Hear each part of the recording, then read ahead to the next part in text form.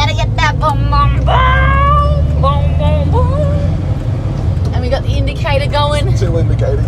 Yep. That's just to let everyone know. Look out! We can't turn. Whenever you're ready. Okay, go. 20.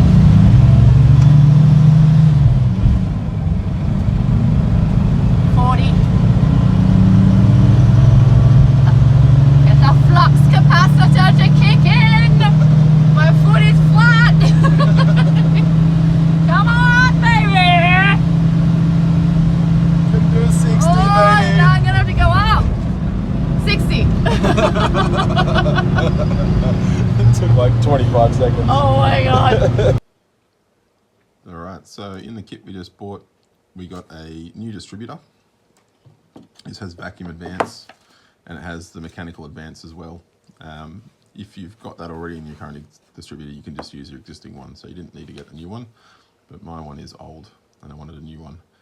Along with that came the Pertronix III Igniter. And so this will replace the points inside the distributor. And we'll go through that in a second. A new coil. So this coil has 0.6 ohms of resistance. The old coil that you'll have will probably have 3 or 4 ohms of resistance or more, and won't work with the Pertronix. So you need a lower resistance coil. Along with that are some lower resistance spark plug leads. So instead of the copper spark plug leads, it's got a steel core and a carbon fiber outer. Much lower resistance and won't oxidize and degrade over time. And then those have to be made up, so they came in just lengths that will cut to the right length. I'll just pop over the distributor and you'll see what we'll do. So the distributor is really easy to pop open. It's got a rotor on the top that pops off.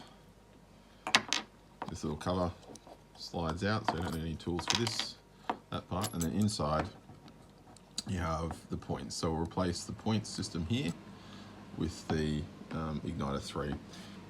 Alright, just removed a single screw that's there, and now these points are loose and I should be able to just pull that off. You can see there's a little cable connection there as well, and that goes through to the condenser on the outside.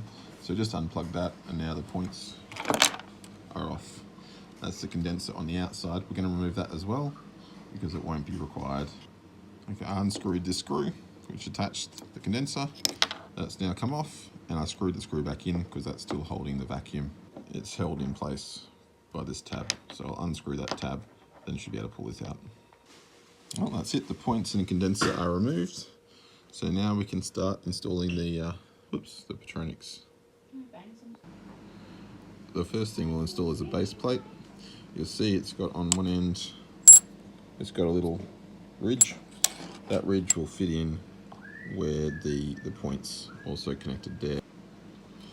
Okay, just resting in there at the moment. You can see that little ridge drop down where the old point system went, and where the old point system screwed in, there's a hole here, and we'll put a screw in there. That'll hold it in place. With that screwed in place, next we can put the igniter coil in. That's it installed. You can see the two screws holding it in place. Now you can see the difference here as the lobe rotates on the distributor. Because it's square, you can see there's a ridge just here, and there's 4 of them, 1 for each cylinder. And so as that lobe approaches the sensor here, that's when it triggers the coil and fires the coil. It still has vacuum advance and still has mechanical advance, so that's how you control the timing curve. It also has this little screw here with an LED too, and that's where you can adjust the rev limiter. I'm not going to do that today. I'm just going to leave it at the 5500 that it's set to out of the factory. There are a couple of things I don't really like here. This distributor, the exit point for the wires is really close to the igniter, and as the igniter rotates and advances, I'm worried it's going to hit that wire. Also don't like the okay, got it clamped in a vise. I've just added some padding around it to make sure it doesn't damage anything. I've also added a rag in here, so as I drill through, none of the metal shavings end up in a distributor. I'll also clean out and vacuum it afterwards. And I've just marked up the point where I want this to drill. On the inside, actually, just you'll see I've tried to avoid some of the components inside, but left enough room that the wires will go from where the Pertronix was through to here. And you can see I've removed the igniter as well, just so I don't damage it while I'm drilling.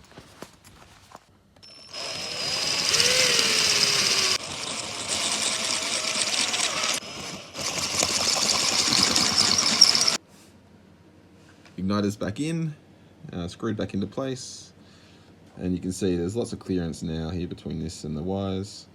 The wires also importantly aren't touching this center stem, so they won't wear down over time. And there's still enough flex in here. I've left a little bit of a bow in it, so there's enough flex for this to move with the advance of the vacuum. It does leave the hole here, so we're going to plug that hole with the plug that was originally in there. I'm just going to clip it.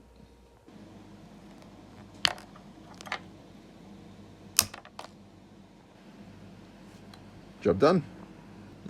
New grommet. The old one plugged in but disconnected and cut and trimmed a little bit further so it doesn't interfere again with the advance. So we can put the caps back on. The rotor back in. Lining up the notch here with the notch in the rotor. And the lid back on. Job done. Alright. All the bits installed. New coil, distributor, vacuum hooked up. There's plenty of videos on how to time a new distributor, so I won't bother going into that.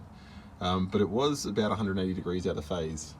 So I did have to be careful with the order of the plugs and leads when I put them back on. At the back corner here, that's number 1, number 2, and number 3 and number 4, and then on the dizzy this is plug number 1, and then firing order is 1, 4, 3, 2. And once I had that right, it all fired up okay. A little bit more backfiring at the start when I had it out of phase. As soon as it backfired, I knew that I had it wrong, so just switched around to fix it. Right, first impressions with the new distributor. Didn't fix the steering. A bit hard knowing going downhill, but it feels good. Got the window open. Yeah. Yep. Okay. 30. 40 was a while ago. Uphill's such a difference. No. There's 55 and 60.